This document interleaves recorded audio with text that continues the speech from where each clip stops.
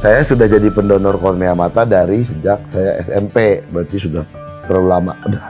Seorang Edi Brokoli terpikirkan untuk mendonorkan matanya ketika meninggal nanti. Sebaik-baik manusia adalah manusia bermanfaat bagi manusia yang lain. Apabila kita sudah menandatangani menjadi calon pendonor mata, kita dapat. Kamu kok jadi kayak penjual asuransi? Kalau kita yakin kita melakukan suatu kebaikan, yang kita khawatirkan nggak akan terjadi. Alhamdulillah. Assalamualaikum warahmatullahi wabarakatuh.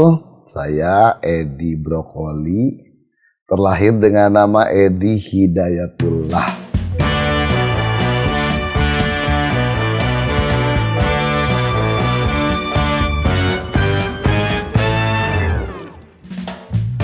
Bukan tidak mensyukuri nama pemberian orang tua, tapi untuk di dunia hiburan memang sepertinya nama Edi Hidayatullah kan sulit untuk dimuat di bawah teks nama dan seterusnya.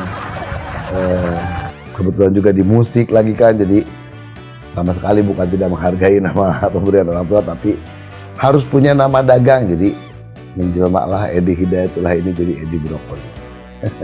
Ternyata kenapa Edi Brokoli, setelah diingat-ingat ke belakang itu bahkan sebelum rambut ini kebetulan baru potong nih, jadi nggak terlalu besar nih rambutnya.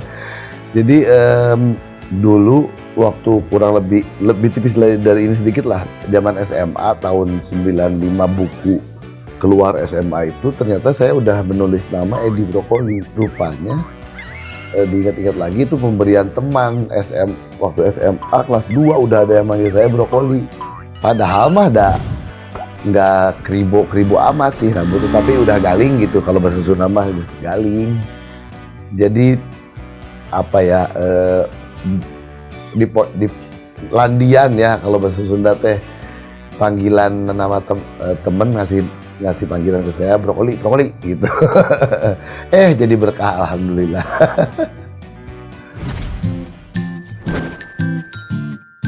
Dari kecil teh, namanya anak kecil ya dulu ya, pasti punya cita-cita teh. Pengen jadi dokter, pengen jadi pilot. Tapi waktu di momen saya merasa ini cita-cita saya teh, dulu teh saya bilang, saya ingin jadi pengusaha yang tinggal tunjuk. Jadi karinita. harus tahu tuh istilah baru, karinita. Jadi bos, saya tuh pengen jadi bos aja, bukan sama dulu teh. Terus maka alhamdulillah sih, mungkin ya wirausaha lah dengan di dunia entertainment juga. Ya jadwal saya yang nentuin sendiri, kapan saya mau terima pekerjaannya, kapan enggak saya yang ngatur. Kapan saya pengen sama keluarga harus lebih banyak, kapan saya harus bekerja lebih banyak, saya yang ngatur. Alhamdulillah sih, lumayan. Jadi boleh dibilang sedikit terwujud lah sih jadi kanit ini. Jadi sekarang juga ada asisten, ada manajer, ada booking agent, ada. Jadi saya yang dampak jeleknya adalah bahkan untuk Word aja saya nggak bisa. Excel saya nggak ngerti. dari pertama belajar Excel, Word di kampus itu kerjaan sekretaris deh kayaknya. Biarlah bos mah nggak usah ngerti lah, ini biar kerjaan sekretaris. Jadi sampai sekarang saya kalau disuruh bikin Excel nggak bisa.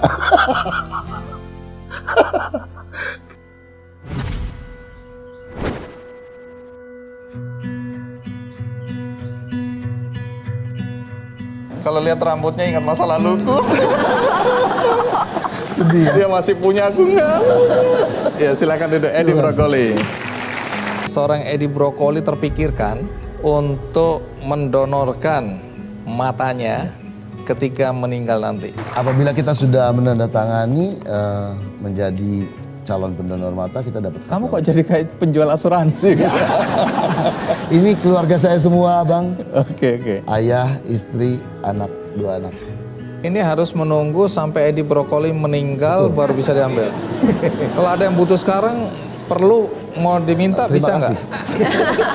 Nah awalnya tuh saya pernah tidak mau menceritakan ini ke banyak orang, takut dianggap ria. Tapi waktu itu saya tanya ayah saya, tidak apa-apa, asal kamu niat baik, menyampaikan ini ke orang kan untuk menginspirasi, supaya orang ngikutin juga, kan yang kamu lakukan baik.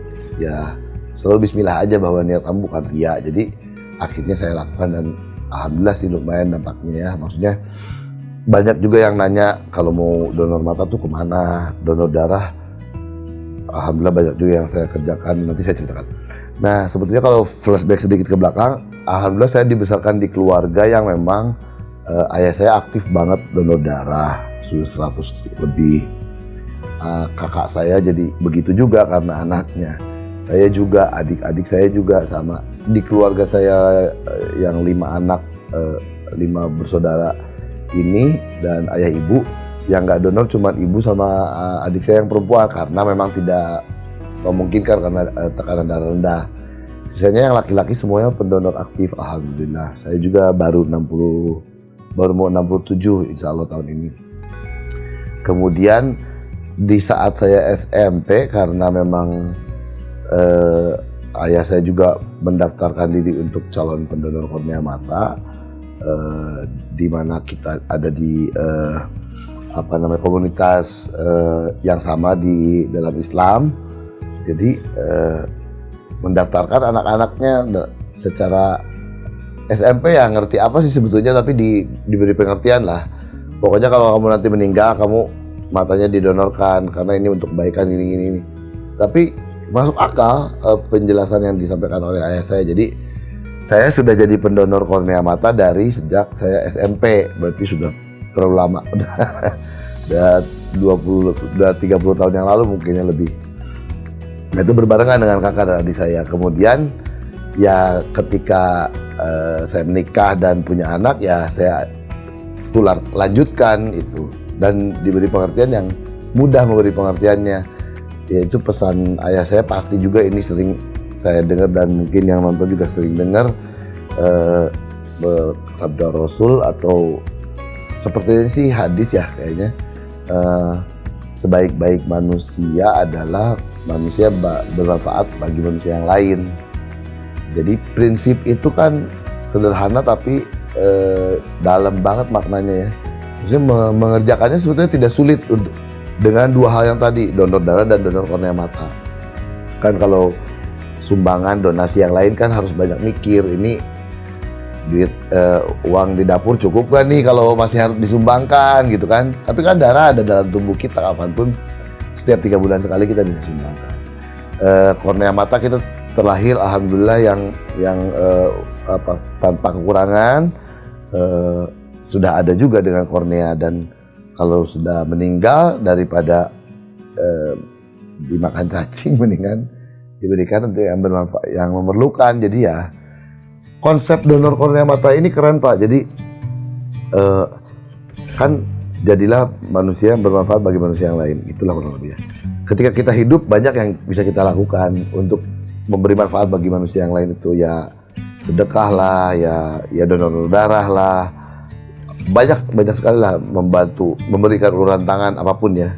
Tapi ada satu konsep yang ketika kita meninggal pun kita masih bisa bermanfaat untuk orang lain. Keren banget konsepnya. Mana kita nggak akan ngerasain apa-apa lagi, orang kita juga udah meninggal. Kalau donor darah masih ada rasa dicubitnya. Kalau kasih donasi masih ada kerasa ngurangin saldo di ATM. Kalau donor kornea mata kan benar-benar konsep yang keren aja gitu menurut saya. Jadi kenapa nggak diambil konsepnya gitu?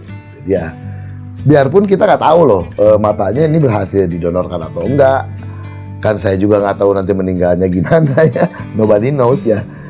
Apakah berhasil mata ini disampaikan ke donornya dalam waktu yang kan ada waktunya ya, takut keburu kadaluarsa dan seterusnya. Tapi yang penting kan niat baiknya udah tercatat. Sampai situ aja kayaknya udah cukup. Selebihnya terserah yang di atas aja sih. Nah kan akhirnya banyak tuh, karena kan saya kalau momennya enak ngobrol sama orang, saya pendonor darah aktif, saya insya Allah saya calon donor kornea mata, saya calon pendonor kornea mata. Gampangnya saya calon donor mata. Ada kartunya kan, selalu saya bawa-bawa di dompet kan, diliatin. Wah saya tertarik, gimana? Saya tuh memang, nah donor darah dengan donor mata memang pernah baik itu LSM-nya atau bank mata dan sebagainya. Bank mata masih ketinggalan jauh lah dengan PMI cara bekerjanya. Kita bisa cari unit transfusi darah PMI itu di banyak kota dengan mudah. Jadi saya paling gampang jawabnya selalu cari aja bank mata terdekat. Kalau di Bandung ya ke Cicandu aja gitu.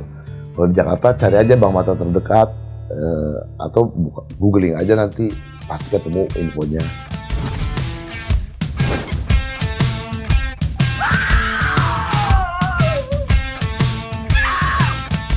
Tapi kelihatan wajahnya ya sekarang gara-gara gundul, mukanya mirip Polo Sri Mulat. Namanya bukan Edi Brokoli lagi dong. Namanya masih tetap Edi Brokoli, Pak. Kan rambutnya udah nggak kromboli lagi. Brokoli. Udah nggak brokoli lagi. Kan kacang panjang dipotong-potong tetap kacang panjang namanya. Bener. Tapi lu rambut lu lebih mirip kue pancong sekarang. Gimana kalau Edi Pancong? Tapi gue lebih suka lihat gini, Edi Lintah. dia lebih rapi kalau kayak gini itu. Itu yang kotor tuh malah tuh. Musisi Edi Brokoli salah satunya. Ia bersedia mencukur rambut ribonya demi donasi untuk penderita kanker.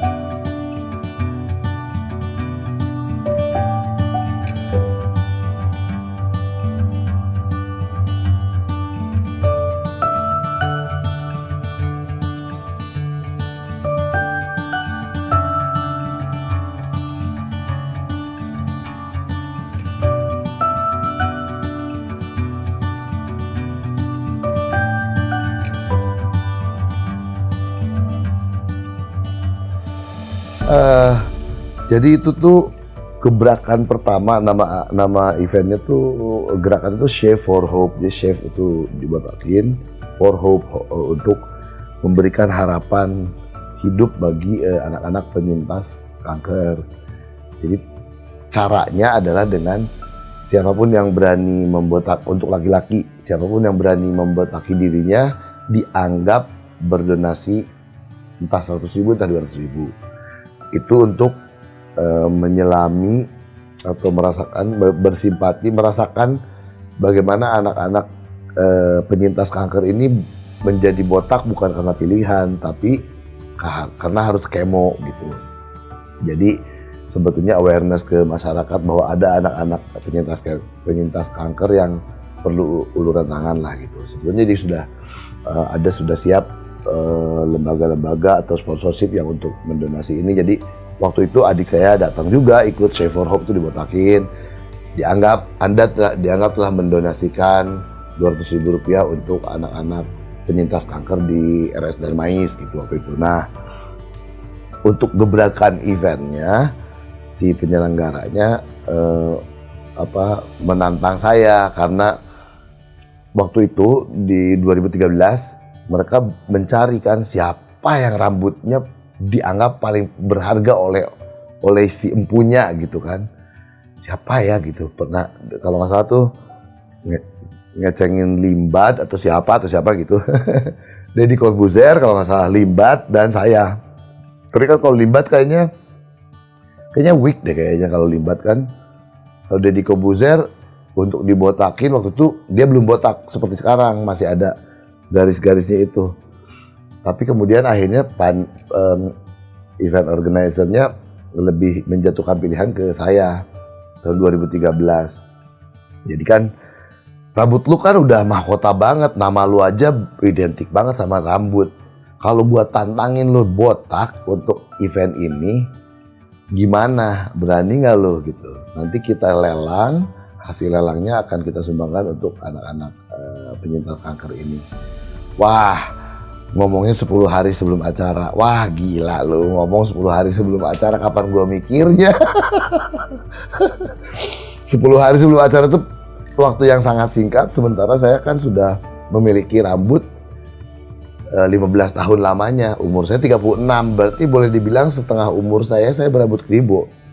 Jadi rambutnya sudah menjadi identitas, Pak. Jadi bayangkan yang bergejolak saat itu kalau dibotakin nanti Edi Brokoli gimana rambutnya kok botak gitu ya. Rezeki saya kerjaan saya gimana? Kan kerjaan saya kan pasti banyak kan mendengar Edi Brokoli ya harus kribo gitu. Tanya orang tua, tanya istri, tanya manajer, semuanya mendukung. Untuk alasan baik kenapa enggak? Nanti juga balik lagi kribo lah gitu. Menegangkan juga balik lagi kan nih. Ya singkat cerita, karena semuanya mendukung, saya juga untuk suatu for good reason kenapa enggak, jadi bismillah waktu itu akhirnya dibotakin lah. Dilelang, dimenangkan oleh Arsenal Indonesia Supporters dan ada 2 orang yang tidak mau disebutkan namanya, laku 160 juta waktu itu tahun 2013. Alhamdulillah 100% disumbangkan untuk anak-anak penyintas kanker di Darmais.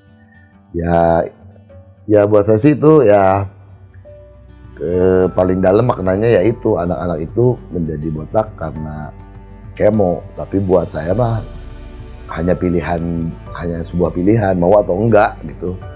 Terus toh nanti juga rambut balik lagi, dan ternyata sesudah itu semua yang dikhawatirkan nggak ada yang terjadi. Rezekinya alhamdulillah ada aja, job datang aja biarpun rambutnya botak. Bahkan saya tampil di beberapa show yang di net waktu itu tetangga masa gitu rambutnya begini, tonton saja. Tapi udah nggak botak banget lah, masih pendek kan proses menuju kribo lagi. Jadi ternyata kerjaan nggak hilang juga sih gitu. Kalau kita yakin kita melakukan suatu kebaikan, yang kita khawatirkan nggak akan terjadi. Alhamdulillah.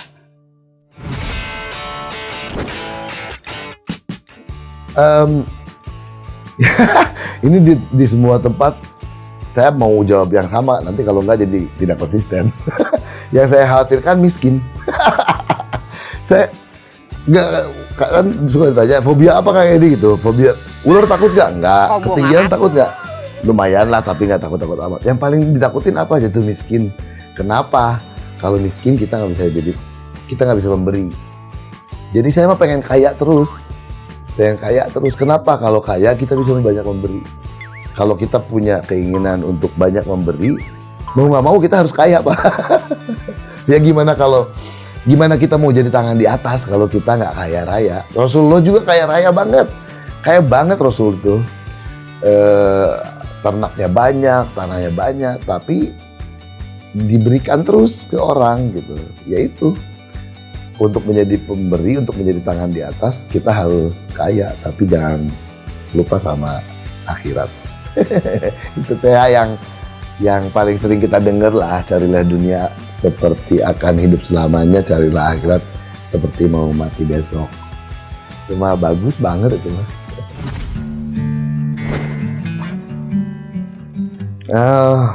Jarang sih, mungkin kalau ada yang sedih atau ada yang berat itu karena selalu tertutup sama yang menyenangkannya, saya tidak pernah mengingat yang beratnya dan buat apa gitu. Jadi ketika ditanya masa-masa paling berat yang mana, memang mungkin saat itu berat tapi saya lupakan atau tergantikan oleh yang contoh aja paling mudah.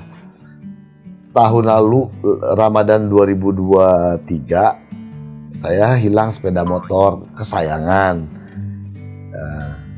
Hilang, baru setahun umurnya, baru diperpanjang STNK-nya, baru diservis besar-besaran, servis full, ganti ban depan belakang, hitungan hari dari perpanjang STNK, servis dan itu hilang, dicuri orang, sempet kesel banget malah, 1, 2, 3 hari lah, tapi abis itu bismillah, ikhlas beneran sekarang mah, kemarin mah ikhlasnya masih setengah. Ikhlas beneran, ini mah pasti Tuhan punya rencana lain yang lebih baik gitu. Tidak perlu menunggu lama sih, 2-3 bulan kemudian alhamdulillah kebeli motor yang lebih bagus gitu. Yang selama ini saya pengen juga gitu, yang nggak kepikiran, kirain nggak akan kebeli di tahun itu. Kira motor yang harganya segini dapat bisa beli motor yang harganya 5 kali lipat dari itu gitu. Cuma kalau kita percaya ya gitu. Tapi kalau nggak dikasih gantinya juga ya Tuhan mah yang maha punya rencana. Jadi belum aja meren atau digantinya dalam bentuk lain. Kitanya suka lupa atau kitanya suka nggak sadar bahwa Tuhan menggantinya dalam bentuk yang lain. Saya harus optimis.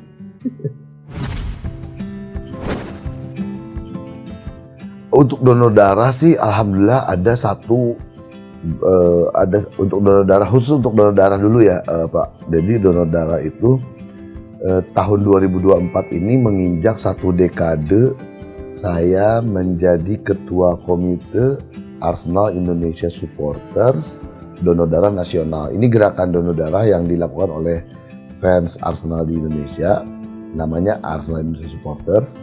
Ini satu-satunya fans club yang diakui oleh Arsenal FC di Inggris, yang sejak 10 tahun yang lalu saya yang menginisiasi teman-teman untuk membuat sebuah event donor darah yang unik. Uniknya adalah kita donor darah di tanggal yang sama serentak di banyak kota. Tahun ini alhamdulillah udah tahun ke-10 menyelenggarakan event 10 tahun kontinu tanpa putus. Itu ternyata tidak mudah. Alhamdulillah udah tahun ini 1 dekade nih Pak. Alhamdulillah nggak gampang ternyata. Apalagi kita kena pandemi waktu itu. Jadi untuk donor darah mah nggak saya sendiri, maksudnya saya bersama teman-teman komunitas ini. Alhamdulillah menyenangkan lah dengan 10 tahun menyelenggarakan event seperti ini. Bahkan yang membuat seperti ini belum banyak Pak. Jadi biasanya di satu titik naruh bareng-bareng bisa sampai 1000 kantung darah gitu. Itu jadi PR untuk PMI-nya, mendistribusi kantung darahnya yang jumlahnya tiba-tiba banyak. Kalau kami kan di tanggal yang sama serentak di banyak kota. Tahun ini 72 kota. Tahun lalu 60 kota, tahun sebelumnya macam-macam lah, namanya event sosial, nggak bisa ditargetin. Insya Allah tahun ini 30 Juni 2024 ini di 72 kota serentak gitu. Sayanya juga insya Allah donornya di Mataram gitu. Nah ini kalau donor darah orang sudah cukup banyak tahu lah, saya di donor darah cukup aktif, bukan cuma donornya tapi juga mengajak. Bahkan dengan era media sosial seperti ini saya pernah ngerasain apa namanya, mungkin orang yang merasakan, tapi berkat ada WhatsApp, ada Instagram, ada Twitter, saya benar-benar pernah pergi ke Palang Merah untuk donor, untuk memenuhi ada kebutuhan yang orang saya nggak tahu, orang yang mintanya saya benar-benar nggak tahu, orang lain nggak tahu siapa gitu, janjian di PMI Kota Bandung untuk donor gitu. Itu era sekarang bisa semudah, bisa sebermanfaat itu kalau kita menggunakan media sosial dengan baik gitu. Belum lama juga sama ada grup, ada info di WhatsApp grup, siapa yang golongan darahnya sudah waktunya donor gitu, boleh hubungi. Saya hubungin, ada teman tapi untuk keluarganya gitu, datang ke Palang Merah donor aja gitu. Jadi ya segitulah aktifnya kalau untuk donor. Untuk donor kornea mata, kalau ada momen kita bisa share, ya pasti saya coba sampaikan. Terus nanti suka ada aja yang kemudian nanya gimana caranya. Ada juga yang laporan ke saya di Instagram ataupun di Twitter, Kang saya sudah daftar jadi donor kornea mata. Menyenangkan sekali rasanya itu. Saya banyak terinspirasi, urusannya sedikit dengan menikah sih waktu itu, tapi rupanya juga dengan berkehidupan. Ada satu film yang filmnya based on true story, Into the Wild judulnya. Ada dia berkelana ke Alaska sendirian, meninggalkan banyak hal di rumahnya, pencapaiannya gitu, hanya untuk pergi ke Alaska. Dan sepanjang perjalanan dia ke Alaska tuh sepertinya dia menemukan kebahagiaan gitu Pak. Tapi endingnya dia di Alaska itu mati sendirian di dalam karavan gara-gara keracunan makanan dari tumbuhan. Ini kisah nyata, diary-nya ada. Di saat sebelum dia meninggal tuh dia menulis kalimat happiness only real when shared. Ini jadi quotes favorit saya nih. Jadi kalau saya hingar-bingar saya juga melakukan itu ya. Saya memotoran teh ya ketawa-ketawa, happy-happy. Tapi itu quotes yang lumayan menginspirasi saya kalau kebahagiaan itu hanya akan menjadi nyata kalau kita bagi. Kalau di kekurangan mah bahasa Indonesianya apa ya? Kalau enggak, ya kalau cuman kamu nikmatin sendiri mah semu aja sebetulnya. Nggak ada kebahagiaan yang nyata kalau itu happiness only real when shared. Itu film sangat menginspirasi saya sih. Gara-gara film itu juga saya mau menikah. Tadinya saya mau ini aja membujang terus.